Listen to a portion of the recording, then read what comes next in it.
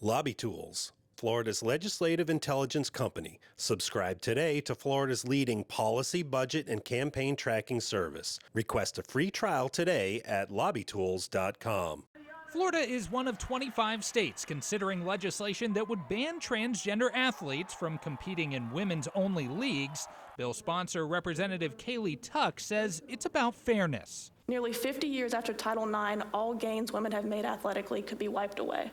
The Fairness in Women's Sports Act is intended to make sure that doesn't happen. But in the bill's first hearing, parents of trans children said the legislation feels like discrimination. Do not deny her the rights that I had as a kid growing up. Others went further. I have watched their pain and I have watched their suffering, and this will bring more of that. The legislation does allow trans athletes to compete in co-ed leagues or against men, but advocates say it's not enough. Gina Duncan with Equality Florida says the legislation is unconstitutional, pointing to a similar law blocked by a federal court in Idaho. They're not really about sports.